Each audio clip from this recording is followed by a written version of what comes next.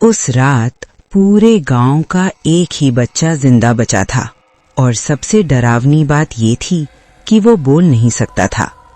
ये कहानी है उत्तर भारत के एक छोटे से गांव कचनपुर की।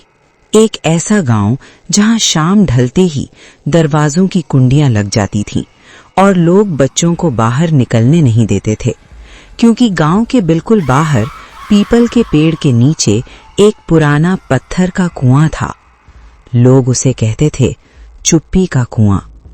कहते थे जो भी रात के समय उस कुएं के पास गया या तो वापस नहीं आया या लौटकर हमेशा के लिए चुप हो गया। बच्चों के मुंह से आवाज छिन जाना कचनपुर में कोई नई बात नहीं थी। उस रात अमावस्या थी। गांव में हवन चल रहा था। पुजारी बार बार कह रहा था, आज कोई भी बच्चा अकेला बाहर ना जाए। लेकिन उसी रात गांव के 7 बच्चे गायब हो गए। सुबह होते ही पूरे गांव में हाहाकार मच गया। माएं रोती हुई खेतों, गलियों और आखिर में कुएं के पास पहुंची। कुएं के किनारे छोटे छोटे नंगे पैरों के निशान थे, पर कोई कुएं में झांकने की हिम्मत नहीं कर पाया। 3 दिन बीत गए। पुलिस आई, चली गई, कुछ नहीं मिला।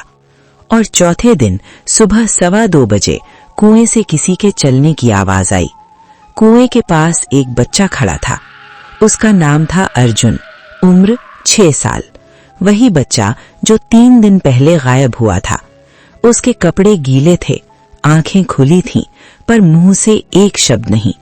डॉक्टर ने कहा, गला ठीक है, दिमाग ठीक है, लेकिन ये बच्चा बोलना नहीं चाहता। पर असली डर तब शुरू हुआ जब रात में अर्जुन नींद में कुएं की तरफ देखने लगा। हर रात ठीक 2:15 बजे अर्जुन उठकर बैठ जाता। उसकी आंखें खुली होती, पर वो किसी को देख रहा होता जो कमरे में था ही नहीं, और उसके मुंह से बस एक आवाज निकलती, श्श्श। गांव की सबसे बूढ़ी औरत माया दादी ने अर्जुन को देखा और कांप गई। वो बोली, ये बच्चा अकेला नहीं लौटा है। माया दादी ने बताया, 30 साल पहले इसी कुएं के पास एक औरत रहती थी। उसके 7 बच्चे थे। गांव ने उसे डायन कहा और एक रात उसने अपने बच्चों को इसी कुएं में फेंक दिया। मरते वक्त वो चिल्लाई थी, मेरे बच्चे चुप रहेंगे, पर तुम्हारे बच्चों की आवाज ले लेंगे। उसी रात अर्जुन की मां ने देखा, अर्जुन दीवार पर 8 उंगलियों की परछाई बना रहा था, जबकि उसके हाथ में सिर्फ 5 उंगलियां थीं। अगली सुबह कुएं से बच्चों की हंसी आने लगी, लेकिन अंदर कोई बच्चा नहीं था, सिर्फ पानी में तैरते पुराने खिलौने।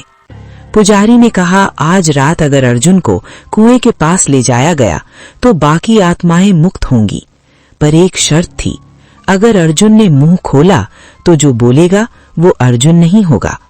रात 2:15 बजे अर्जुन कुएं के सामने खड़ा था।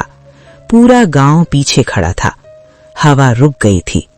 अचानक अर्जुन ने मुंह खोला और पहली बार बोला, मां, अब तुम आ जाओ। ये आवाज अर्जुन की नहीं थी। अगली सुबह कुआं पूरी तरह सूखा था। अर्जुन गायब था और कुएं से आज भी रात 2:15 बजे एक आवाज आती है, श्श्श। आप बताइए, क्या अर्जुन कभी इंसान था ही नहीं, या वो कुएं से कुछ लेकर लौटा था? कमेंट में लिखिए।